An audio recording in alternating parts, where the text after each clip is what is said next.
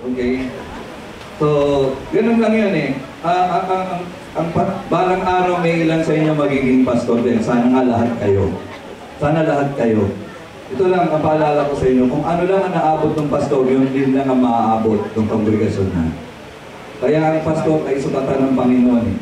Sukatan ng pagpapala. Paano nakikipagrelasyon ang pastor sa Panginoon, ganun din ang kanyang kawan. So, pag naging pastor kayo, kailangan modelo kayo ng Panginoon doon sa kongregasyon nyo. So, kung pogi yung pastor nyo, tingin niyo yung katabi nyo, pogi din. O, diba? Kung maganda pastora nyo, maganda rin. Diba? Kung puno yung bulsa nyo, tama naman, no? Aakit pa lang ako rito, may nakabot na sa akin, no? Hindi ko galing sa Pilipinas to. Galing sa abroad. Diba? Hindi, no? Sabi ko, Lord, gusto ko mag-tithes. Gusto ko makuha ko yung galing sa abroad para maihabol ko yung tithes. Yun lang naman ang purpose ko eh. Para hindi mahawakan tong perang to. Gusto ko lang mag-tithes. Kaya, kayo, ito lang, paalala sa inyo. Huwag niyong isipin kung magkano kikitain nyo. Ang isipin nyo kung magkano ita-tithes nyo. Okay, balik rin natin. Lord, gusto kong mag-tithes ng 10,000. Magkano kita nun? O sino may gusto mag-tithes ng 10,000 next week? O mag-try na kayo, Lord. Kailangan ko mapag-tithes. Kaya Lord yun eh. Ibibless mo si Lord eh. So kung ano yung sinabi mo, kung ano yung inisip mo, ganun din yung mangyayari. Pero alam nyo, although yan yung sinabi kong ang malaya nagtitiwala, marami kong bagay gusto sabihin sa inyo. Ang dami sinasabi sa akin ni Lord. Actually, bago, araw-araw bago eh. Kung ano yung gusto kong sabihin sa inyo. Kasi gusto ko fresh. Sabihin niyo fresh. Namuhayin katabi mo kung mukhang fresh. Oo. Tingnan mo yung mata. Kung pula na kasi yung mata, baka bilasa na, di ba? Pag isda, pula yung mata, bilasa. Tingnan mo kung fresh yung mata niya. Pakitingnan mo lang. This week kasi, 3 araw kung di pumasok, nagpahinga lang kami ni Mrs. Kasi parang inabot na kami ng puyat at pagod. So nagpahinga talaga kami kasi dumating yung founders ng Vision Impossible. Sinundo namin sila kagabi sa airport at nasa New World Hotel sila ngayon. Akala ko darating sila pero sabi nila matutulog muna daw sila. Next week siguro nandito sila. Pero may sinabi siya sa akin habang nasa kotse kami. Kasi marami siyang meetings na pupuntahan. At yung iba, business meeting, iba family meeting. Pero sabi niya sa amin, ipinaliwanag niya sa mga anak niya, pinaliwanag niya doon sa mga kamiting na kailangan kasama ko si Leo at si Joanne. Kasi they're family to me. And I want them to know, even if I am gone, I am still here. Because they are family to me. Naintindihan, no? Naintindihan, no? Eh, ganun din yung gusto ni Lord sa atin. Kaya nga ginawa niya tayong anak. Na kahit hindi siya nakikita, nung hindi nakakakilala sa Kanya, para na rin siyang nandyan kasi nandyan tayo. Naunawaan nyo? Naunawaan nyo? Nagets nyo? Parang nandyan si Jesus. Mari na mapagkamalang ang ikaw si Jesus eh. Dahil sa pagsasalita mo, sa pagkilos mo, sa pag-ibig mo, pag naglalakad ka. Si Dudes ba yun si Jesus? Ah, hindi. Si Dudes yun, malaki. Ayun. Parang gano'n. Gano'n lang, di ba? Yeah. Pero malaki ang puso ni Jesus eh, kaya malaki rin ang puso mo, di ba? Amen. Amen. Maraming salamat nga pala po dun sa mga tumulong sa ating kapatid. Nag-graduate na po siya sa March 30. Ayun po siya. Maraming salamat po. Hindi ko ako... Siguro ganun yun eh. Kung sino yung tatay mo, ganun din yung anak. Ang Ama natin sa langit, hindi siya mapapalagay hanggat hindi maganda ang kalagayan natin. Kaya lang hindi natin nararanasan, may mga nakakalimutan tayo. Katulad ng sinabi ni Nelvin kanina. I love you, Lord. Sabi nga ni King, sinasabihin niya, misis niya, totoo ba yun? Kaya yung mga anak niya na, I love you 3 times a day. So, kailan nga ba yung huling panahon na sinabi mo kay Lord, Lord, I love you? Ito na. O kailan yung huling panahon? Mister, kailan yung huling sandali na sinabi mo kay Mrs. I love you? Mari bang maging ngayon yun? Mister, pwede bang lamitan mo si Mrs. at sabihin mo, I love you? Sige. Tumayo ka dyan. Kaya maganda kung kasama si Mister. Ayan. Samahan mo na lang ng kiss. Samahan mo na rin ng 5,000 piso. O, pang-shopping mo. Ha? Pang-shopping mo. Ito yan eh, sinusuko ko na sa'yo. Ano man ang ibinigay sa akin ni Lord, isinusuko ko na sa'yo, pambili ng bahay. Ayan. And then gusto kong paalala sa inyo, kung may ipinangako kayo kay Lord, gawin mo. Or else, huwag na lang tayo mangako. Totoo lang yun. Hindi mo magagalit si Lord. Okay? At hindi naman siya talaga nagagalit kasi lahat ng galit niya, inubos niya. Pero ganito eh, huwag na tayong mangako kay Lord kung hindi lang natin kayang lumawan. Kasi sisingilin niya tayo kasi tayo nagsabi nun eh. Siya, pwede natin singilin. Kasi hindi siya nagbabago eh. Tapat ang Panginoon. At katulad ng ating Ama, at tayo ay anak, kung gano'n siya katapat, ganun din ang nais niya sa atin. Maging tapat tayo. Naituro ko na ito, no? Like Father, like Son. Yun lang naman ang gusto niya. At ang Panginoon malaya eh. Alam niyo ba ang Panginoon kahit ganito tayo kumilos, magsalita at mamuhay, nagtitiwala pala siya, pa rin siya sa atin. Kaya nga, last 2 weeks tinuturo ko sa inyo, ibinigay ng Panginoon ng kanyang Espiritu upang tayo'y palayain para hindi tayo maging alipin. Bagkus, ampunin niya tayo bilang tunay na mga anak. Kaya nga, ang malaya, nagtitiwala. Malaya si Lord eh. Malaya siya. Malaya niya nagagawa kung ano man ang gusto niya. At lahat ng gawin niya ay matuwid, tama, tapat, mabuti para sa kanyang mga nasasakupan. Jael, ibalik mo nga, ma'am, uli yung Tyler's declaration natin. Doon sa may God and King.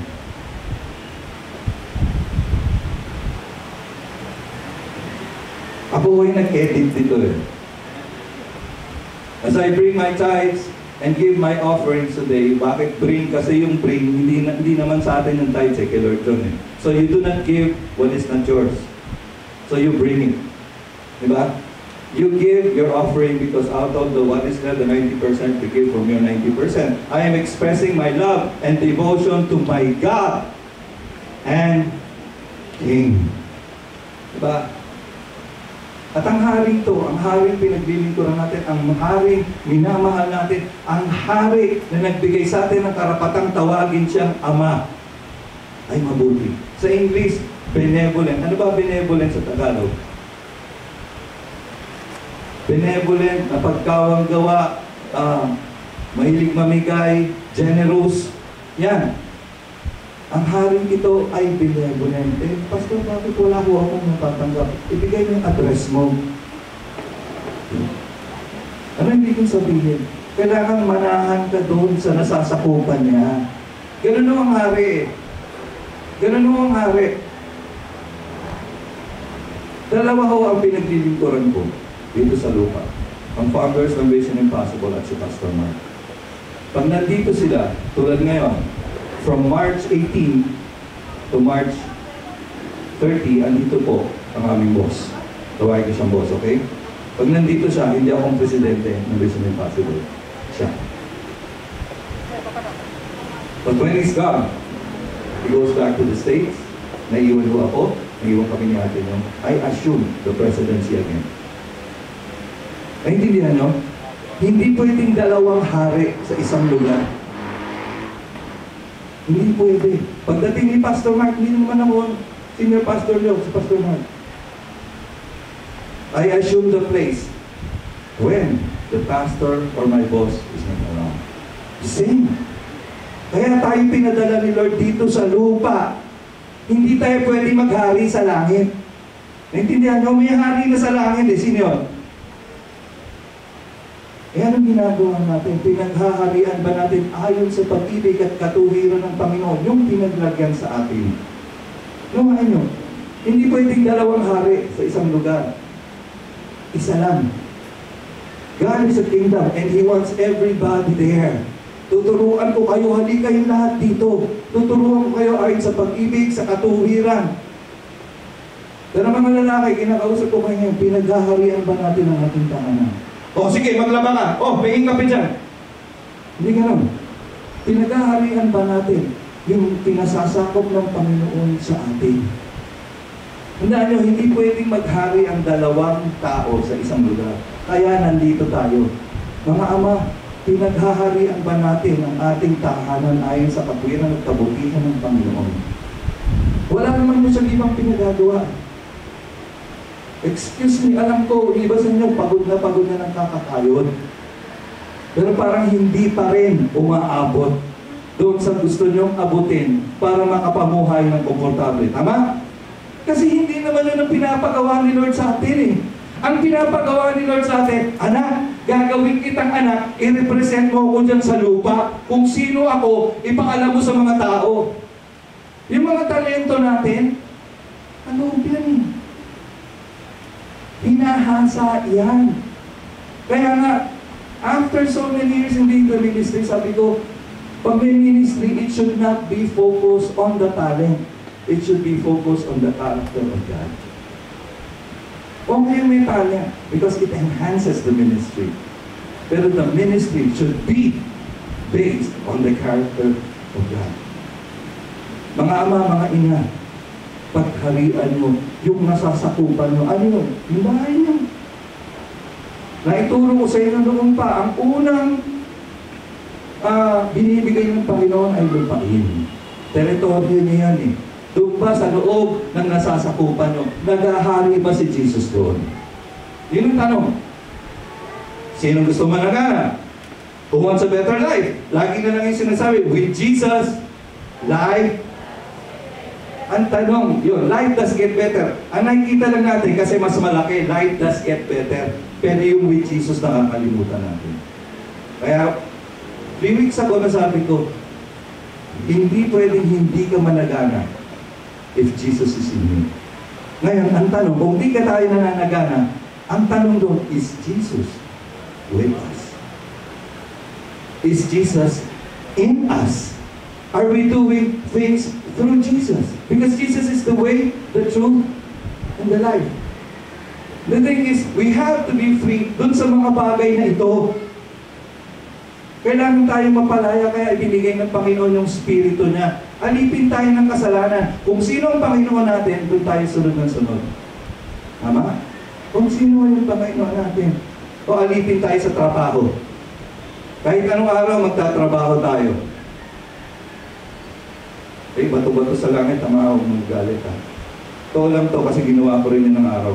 Yun yung sinasabi yung araw, ginagawa mong gabi, yung gabi, ginagawa mong araw. Ginagawa ko ito ng araw.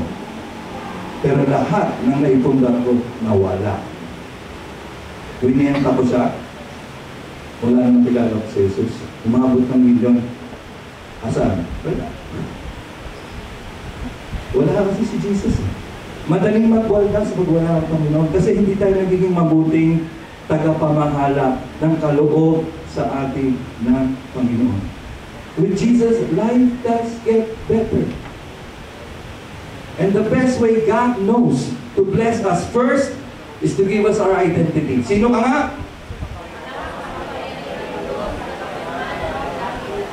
Huwag mo nakakalimutan, pagisin nyo. Anak mo ako eh. Hindi maaaring, hindi mo ko pagpalain. Alam nyo kayo hindi natin masabi yan? Hindi tayo makapagtiwalang sabihin yan, hindi tayo malaya eh. Ano ba itong kalayaang sinasabi ko? Hindi tayo malaya doon sa mga, kung mag-isip tayo negatibo. Lahat na lang ng bagay, pag hinirap, ay hindi pwede yan, hirap yan. Ay, may traffic. Tayo pumunta doon, natin gawin yan, hirap yan. Meron bang mahirap kay Lord? Is anything too difficult for God? Sagutin niyo ako, may mahirap ba kay Lord? Tanyo, nasundot yung mata. Parehong tayo. Natuklat din yung kornea ng mata ko. Diba? Pinagaling ako ni Lord, pagkagaling din yung mata.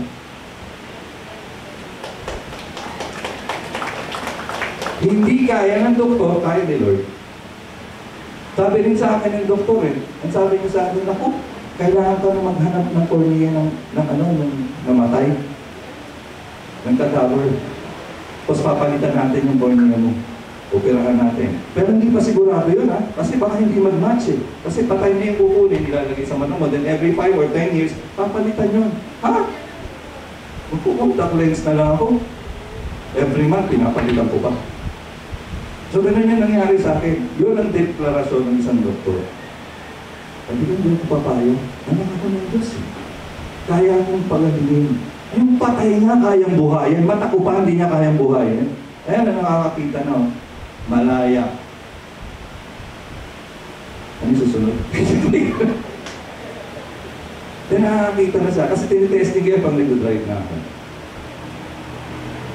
Ganun kabuti ang aking papa. How would you like to call him? Bahala kayo. Tatay, ama, amang hari. I call him papa. Medyo social. Di ba? Papa. Mayaman. Pag sinabi mong papa, mayaman. Mayaman ang tatay ko. Sabi mo, mayaman ang tatay ko. Sabay tingin sa tatay mo. Mayaman ang tatay ko. Kaso nga, nakapilit. Kailangan mapalaya yung isip natin. Sa ganang atin, wala naman tayo talagang magagawa Totoo lang. Totoo lang. Kayod na tayo ng kayod. Ginawa ko yan, kaya nasasabi ko. Pero wala pa rin. Bakit? Padadaliin ko na lang ang buhay ko. Magtitiwala ako sa iyo. Palayain mo ako, gusto ko. So, kailangan natin mapalaya doon sa ganung kaisipan na may imposible. May imposible ba kay Lord? Kaya ka nga inaampon para turuan ka. Anak, ganito yun. Sinong mga magulang dito nagtuturo sa mga anak nila pag nasa bahay? Diba? Ganun din. Kung gusto natin turuan ng anak natin, tao lang tayo. Ang Diyos pa kaya? Ang Diyos pa kaya? Kaya minsan, naantala yung pagpapala ni Lord tayo ang dahilan. Lord, sige na, gawin mo na yung gusto mo. Alam ko lahat yan mabuti. Kailangan mapalaya tayo dun sa maling konsepto natin ng buhay. Na si Lord ay laging galit. Na si Lord ay magpapala lang pag may ginawa tayo. Laging may kapalit. Hindi mo ganun ang katuruan ng Panginoon. Naituro yun sa ibang relihiyon. Kailangan pag i-bless ka, kailangan para i-bless ka ni Lord, lalakad ka pa ng luhod. Kailangan magtitiri ka pa ng bandila. Kailangan hakagupitin mo pa yung sarili mo. Hindi. Hindi ganun Ang tinuturo ni Jesus, hindi kayo dito. Inako ko na lahat ng hirap para maging anak lang kayo ng Panginoon. Kailangan makalaya tayo doon. Ginawa niya na lahat para maging anak tayo ng Panginoon. Wala na tayong kailangan idadagdag. Yung ginawa niya, perfecto na yun. Pero sana wag nating baliwalain. Thinking na mas marunong tayo sa Panginoon. Yung panahon minsan na dapat ibigay na Lord, I love you. Sana man sa isang buong araw masabi natin yun. Bilangan mo nga ilang seconds.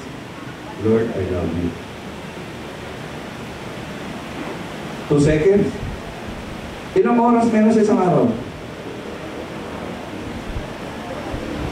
24. Anong 10% doon? 2 hours and 40 minutes? O di sana kung itatights natin yung panahon natin, 2 hours and 40 minutes natin sinasabi, I love you Lord, I love you Lord, I love you Lord, I love you Lord. 2 seconds lang. Masaya na si Lord doon. Para wag mong makalimutan, pag-ising mo, bago ka mag-I love you sa misis mo o sa mister mo, I love you. Natata kasi sa isip ka na makalaya tayo na kailangan may kapalit para i-bless tayo ng Lord. Walang kapalit. Wala ho.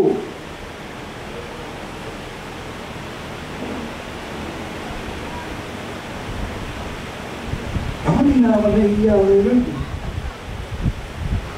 Kasi mas nakakahiya kung yung pastor ko hindi pinagpala. Totoo lang. Bilang na ako, tayo nahihiya kay Lord humingi. So the more, kasi pag humingi ka, nakikipag-usap ka kay Lord, di ba? Lord, tangi. Ngayon, pag humingi ka kay Lord, hindi naman, tuturuan ka niya. Tuturuan ka niyang magtiwala at palalayain ka niya. Pasensya na kayo, bubunutin ko yung cellphone ko. Kalahati ng message ko nandito. I'd like to go to the book of Ephesians. Ephesians 3:12.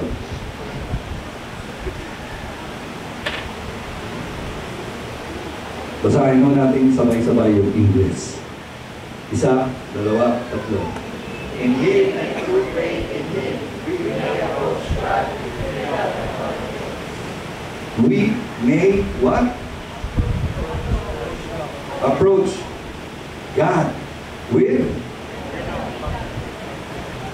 Are we doing that nowadays?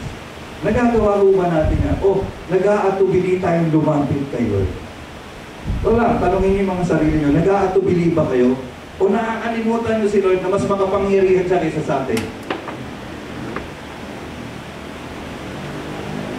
Basahin niyo, in Him, meaning Jesus, in Jesus and through faith in Jesus, we may approach God with freedom and confidence. Freedom. Galatians 5:1 says, it is for freedom that Christ has set us free, no longer to be subject to the yoke of slavery. Tayo ay pinalaya ni Jesus sa kadahilan ng paglaya upang tayo ay hindi na muling mabalik sa pagkaalipin. Dalawa ho ang konsepto ng paglaya, freedom from and freedom to. Madalas ho ang taong gusto niya freedom to. Kaya nagkaganito ho ang buhay natin. Kaya nagkaganito ang bansa natin. Ay, malaya naman akong gawin kahit anong gusto ko, lalo na sa isang demokrasang bayan.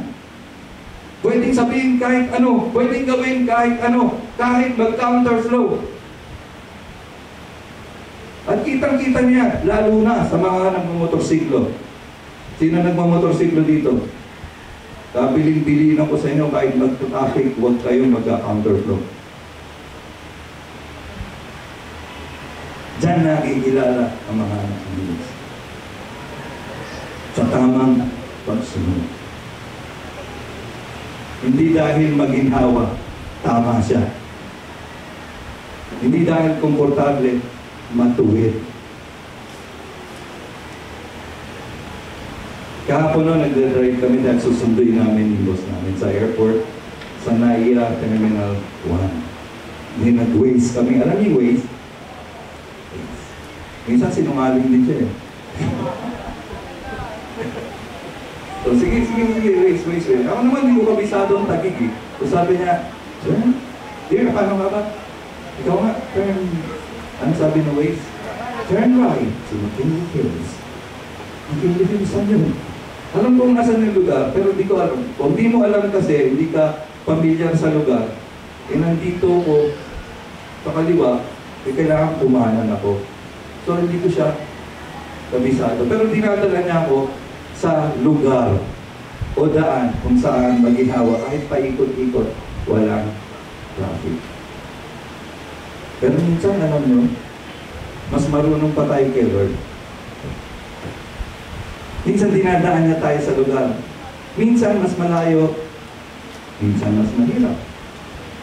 Pero mas madaling makarating doon sa nais natin, dito sa inaasam natin. Kaya tumatagal, tigas kasi ng ulo natin. Sinabi ng anak kayo, gusto mo pa maging alipin? Gusto mo pa maging ulila? Kaya nga tayo hinaampon ng Panginoon. Ang pakiramdam natin, ulila. Ang pakiramdam natin, kailangan makalaya tayo dyan. Pakiramdam na orphans tayo, walang nagmamahal sa akin, walang nagmamahal sa akin sa akin. Kinalimutan na ako ng aking mga magulang. Hindi mo tayo ulila. Inampun nga tayo ni Lord at tinorin na tunay na anak. Kailangan makawal. Kasi yung ulila, ganito yan eh. Ang ulila, dumidikit siya o sumusunod siya kung kanino siya makikinabang. Kasi nga, wala siyang inaasahan. Tama? Ganun ang orphan, ganun ang ulila. Sino yung mag-aampon sa kanya? Nakaampon sa atin dati si Satanas. Tingnan niyo na lang kung anong ituturo niya sa atin.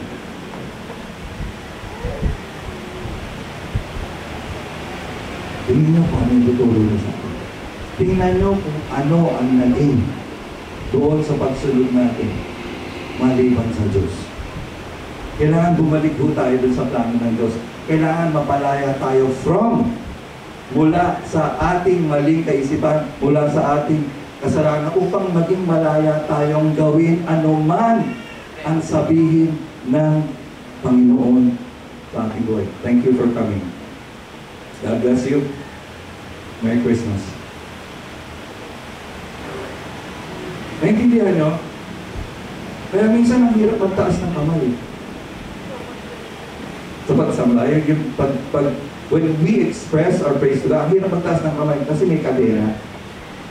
Mahirap magsayaw kasi nakakadena rin. Sabi mo, Lord, palayakin mo nga ako. Mahirap mag-declare ng blessing kasi may busal. Pag bilang mga anak ng Diyos, kailangan naman tayo. Lagi ko sinasabi sa inyo, ano ang pinakamaingay na lugar dapat pag Sunday? Tayo ang pinakamaingay, hindi palengke.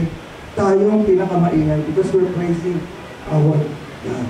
At manahin na tayo nagtataas na wala akong pakialam sa katabi ko.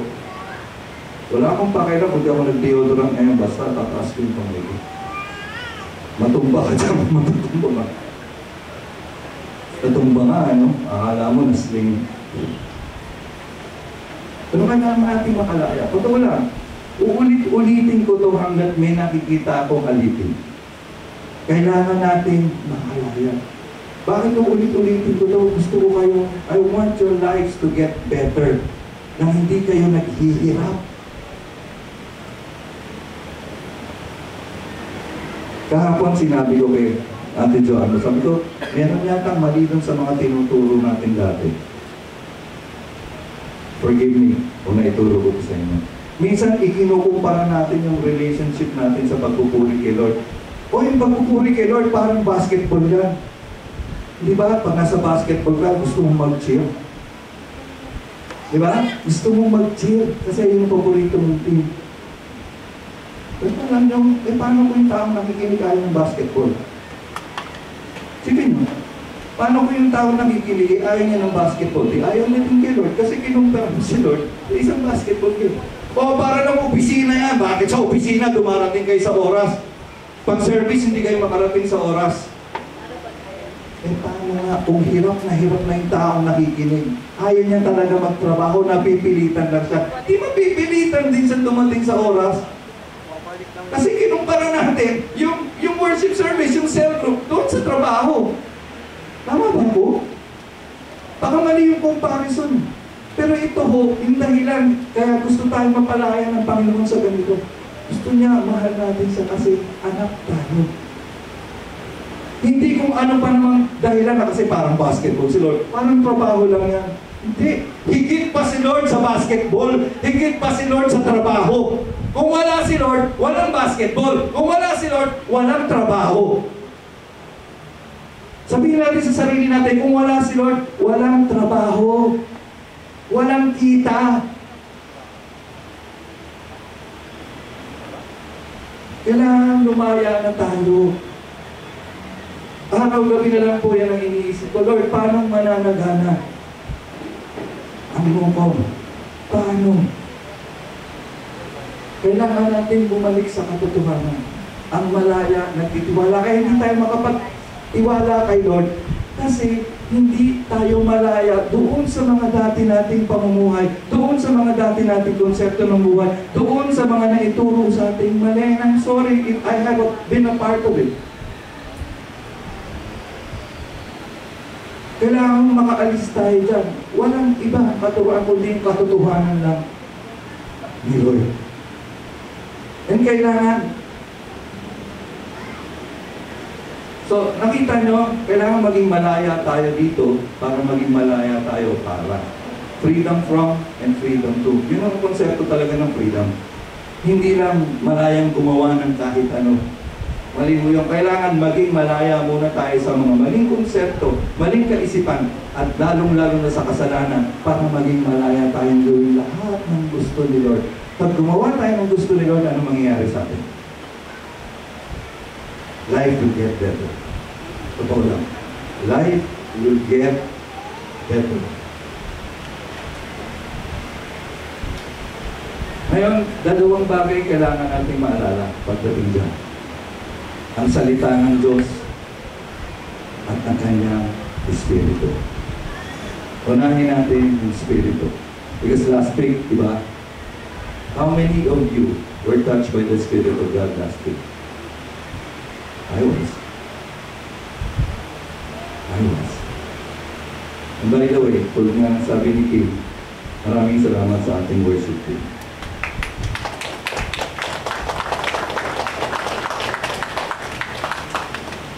When you lead worship kasi, it's not about the songs.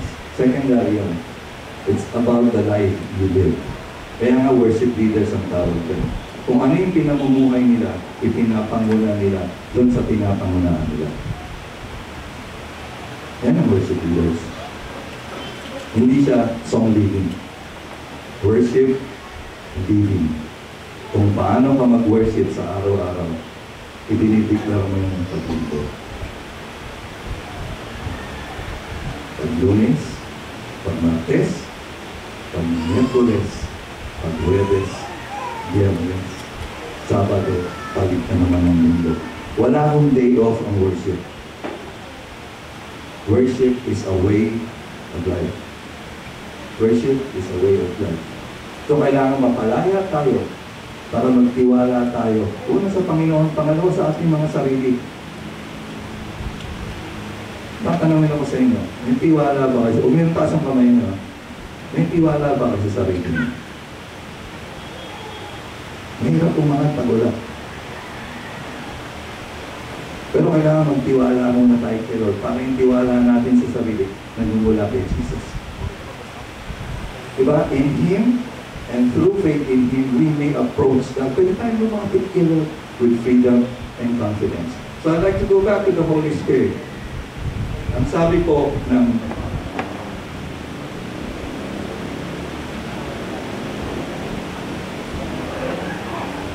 I think it's tama. 2 Corinthians 3:17. 2 Corinthians 3:17. Basahin po natin. 1, 2, 3. The Lord is the Spirit, and wherever the Spirit of the Lord is, there is freedom. Yan ang madalas nating naririnig. Wherever the Spirit of the Lord is, there is freedom. Isa ho sa mga gawa ng banal na Espiritu ay palayaan tayo. Minsan pag may pinagpe-pray, napuspos ng banal na Espiritu, nanginginig na gano'n. Nakita na kayo nun? Yung nanginginig na gano'n o nagsasalita ng ibang lingwahe. Ganito lang ho yun eh.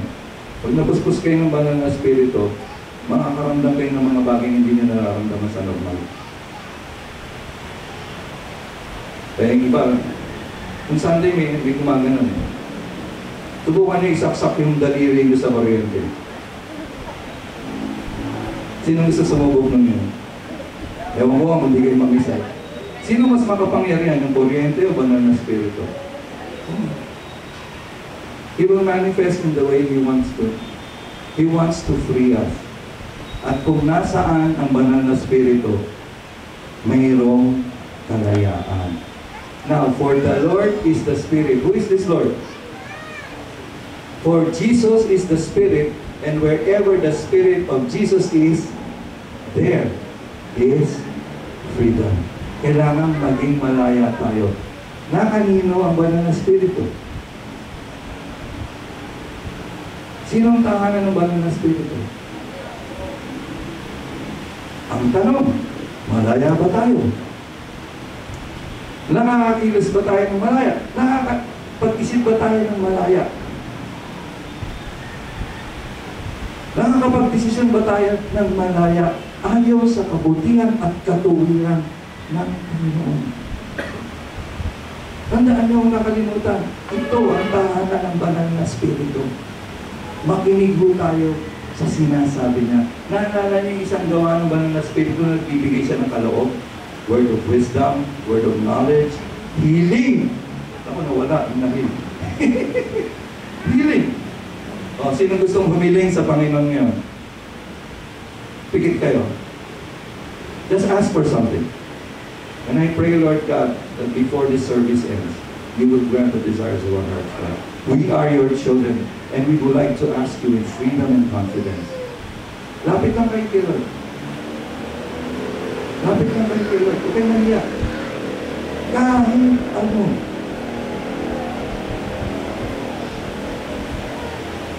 Kahit ano.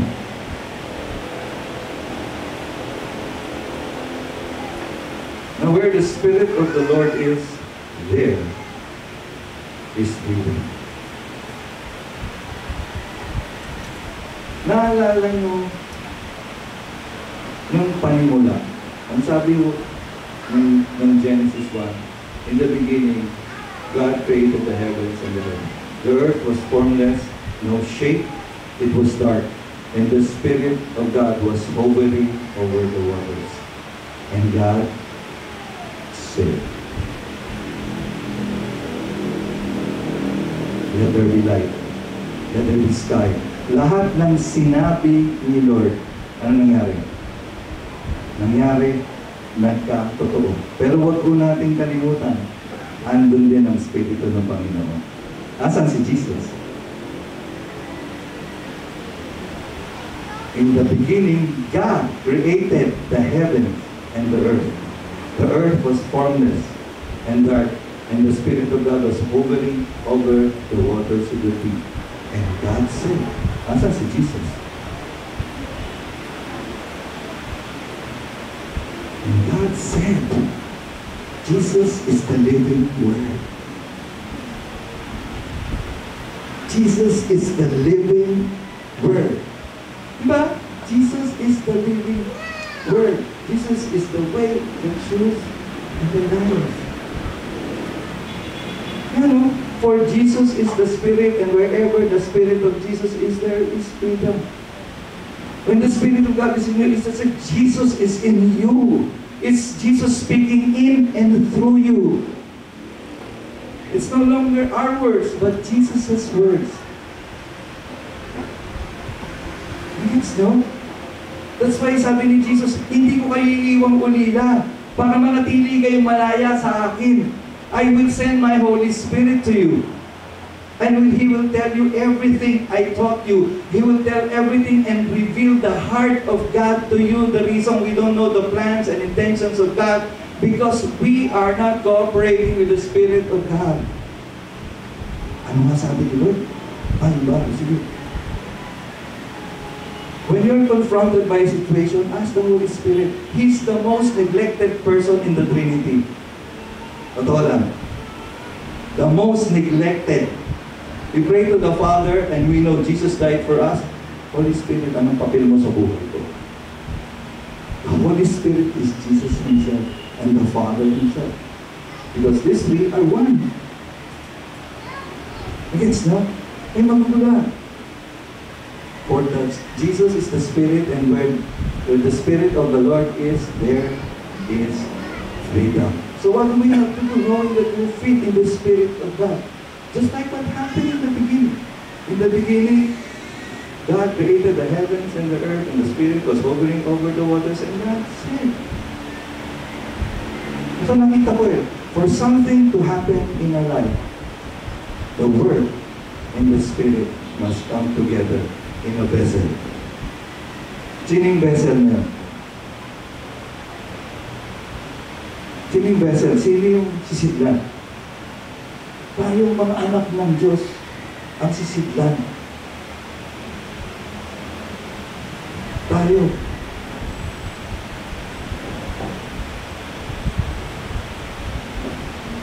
That's why we are encouraged to do our devotions. Kung mangbang tayo sa salita ng Diyos, anong sasabihin natin? Kahit ang demonyo, alam ang salita ng Diyos. Nung nagkumprontasyon si Jesus sa demonyo sa desierto, ang sabi ng demonyo, hindi ba nasusulat?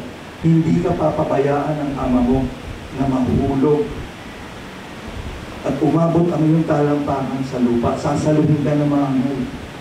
Sinagot siya ni Jesus. Nasusulat din, thou shalt not put the Lord thy God into the test. Kailangan alam po natin ang gamit ng salita ng Panginoon. Sino magsasabi sa atin kung sino o kailan gagamitin ang salita ng Panginoon?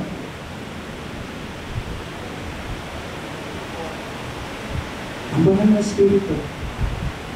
It always has to come together dun sa atin. Puspos tayo ng banal na Espiritu at puno tayo ng salita ng Panginoon.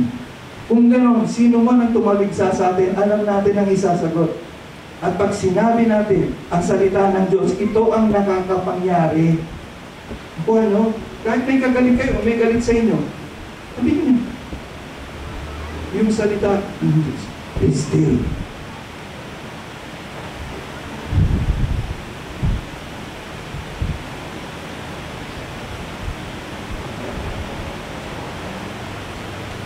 Lalim ba? Okay lang.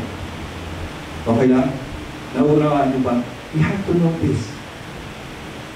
Yung salita ni Lord at ang Espiritu, kailangan magkasama. Hindi mo pwede mo. Actually, magkasama na siya because Jesus is the living Word. And that is the Spirit. The thing is, we have to be free para magtiwala tayo sa salita ng Diyos at sa banal na Espiritu. Nagets na? Maliban na lang na maging malaya tayo sa ating mga sarili. Hindi tayo susunod sa banal na Espiritu kung ano yung sinasabi niya patungkol sa salita ng Diyos. Pag may nalulungkot, anong sasabihin mo ayon sa salita ng Diyos?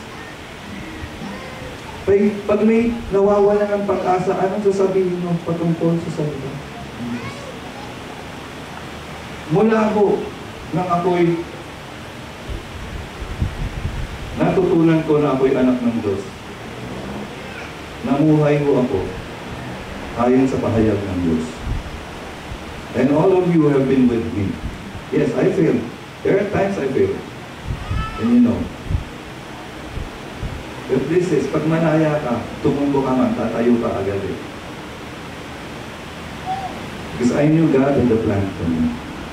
Malaya akong magtiwala kay Lord na ibabangon niya ako ulit. Pag nagkakamali kasi tayo, tinitingnan natin yung sarili na hindi ko na kaya. Di ba ganun sinasabi natin? Hindi ko na yata kaya bumangon. Hindi na yata ako makakaalis dito sa sitwasyon ko. Hindi ba natin naisip kaya tayong ialis ni Lord? Kaya tayong ibangon ni Lord? Kaya tayong i-bless ni Lord? Hindi ba natin naisip na, Lord, just say the word. Just say the word. And I'll say it. That's faith.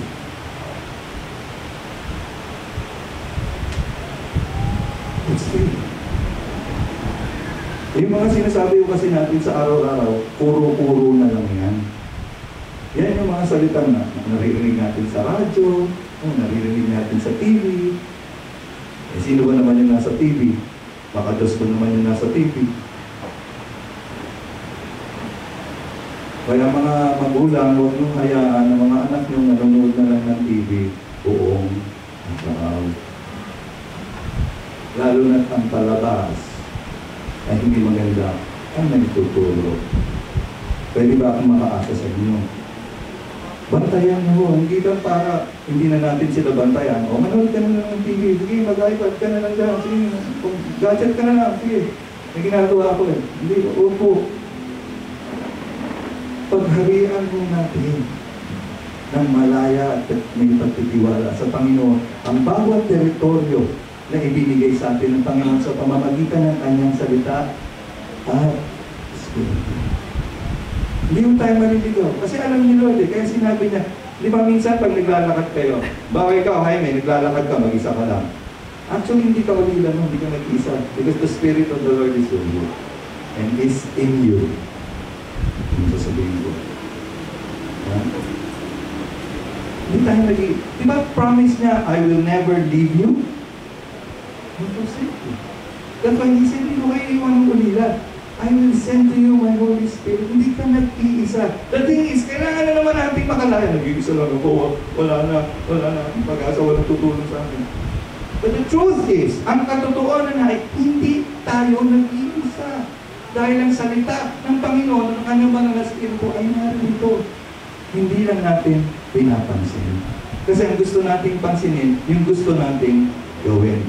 Ngayon, uulitin ko, kung ilang taon na natin ginagawa yung gusto nating gawin, and our life is not getting better, church, try something else. Pwede ba? Tatagalugin ko. Kung taon na natin ginagawa yung iniisip nating gawin para tayo managana at wala pa rin nangyayari, try something else. What do you mean try? Sumubo po tayo ng iba. Why don't you try Jesus? Why not? At least kung may hirap, sigurado ka may resulta. Ito lang. Ito lang, sino sa inyo rito ang dating walang trabaho nagtatrabaho? Sino sa inyo rito ang dumadaan sa pagsubok at nailigtas? Sino sa inyo rito ang tumawag sa Panginoon at pinagbigyan siya? Hanggang doon na lang ba ang kaya niyang gawin bilang Ama? Hanggang doon na lang ba ang kaya niyang gawin bilang Hari? Hanggang doon na lang ba ang kaya niyang gawin bilang Diyos? We have to be free. Kailangan nating makalaya para magtiwala. Where the Spirit of the Lord is, there is freedom. Free comes from hearing. Ang pananampalataya ay nakuha sa pakikinig at pakikinig lamang ng mensahe tungkol sa Panginoon. Sinong iba pang magtuturo nun kung hindi ang guro, the Holy Spirit? Mahalaga po ang banal na Spirit. Mahalaga. Huwag po tayong mananan doon sa sinabi ng katabi natin. Sinabi ng isang guro lang. Ang salita ko ng Diyos ay batayan lahat ng naririnig natin sa araw-araw. Dito ho natin i-compare sa salita ng Diyos. At kung hindi umayon dito, hindi ho yan katotohanan. Kahit nasabihin pa ng salita, siya ay propeta. Sabihin mo, bulaan kang propeta.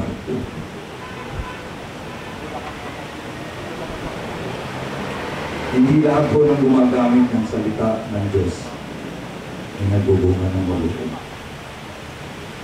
Pero ang salita ng Diyos ay magbubunga lagi ng mabuti. Tandaan nyo, ang salita ng Diyos ay magbubunga lagi ng mabuti. Bago tayo magtapos, meron akong nais sa isip sa inyo.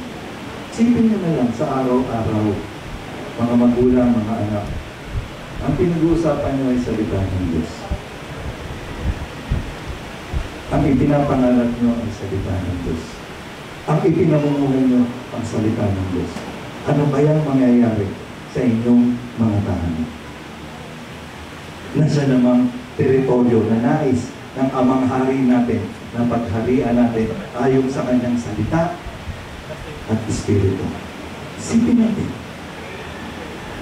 Sipin natin. Lahat tayo may kanya-kanyang tahanan, di ba? Sipin natin kung ang salita ng Diyos at ang kanyang banal na Espiritu ang siyang kumikilos sa ating mga tahanan. Ano kaya ang mangyayari? Lagi ko itong sinasabi sa aking cellgroup. Kailangan mas matindi kayo kaysa sa akin. Kung hindi, hindi ko nagawa ang ipinagagawa sa akin. Ang mga tinuturuan, dito sa kaharian ng Diyos, ang mga tinuturuan mo, dapat mas matitindi sa iyo pagkatapos ng turuan. Darating ngayong araw, sila may nagtuturo sa iyo. Pero ang tunay na anak ng Diyos nakakakilala kung sino ang Ama niya sa pananampalataya. Ako ang goal ko, gawin ko lang yung pinapagawa sa akin ni Lord. Bahala na siya sa trabaho ko, bahala na sa ikabubuhay ko, bahala na siya sa magulang ko. Malakas pa naman ang nanay tatay ko. My mom is 8, mag-84 ka na, di ba nga? 84 sa November Si Daddy mag-82.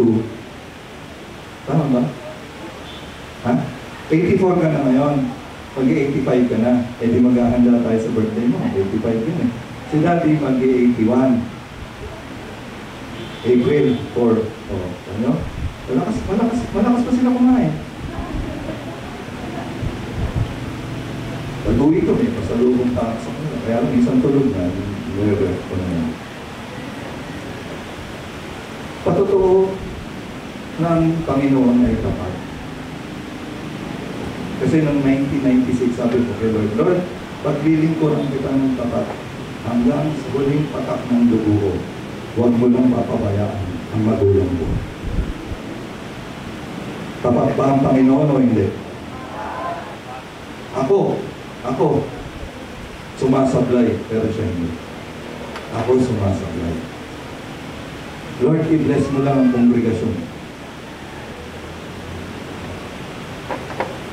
Yung sabi nga kay Pastor Mark, hindi naman talaga ako preacher, but somebody has to stand up there and declare the word of God.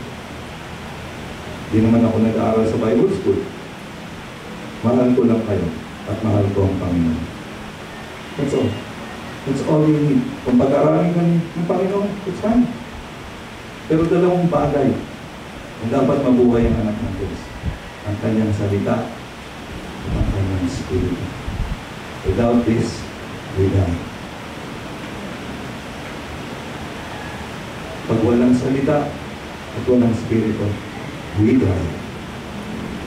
Kaya kahit anong gawin mo, walang bunga, patay. Ang gawa ng patay, nakakamatay. Ang gawa ng buhay, nakakabuhay.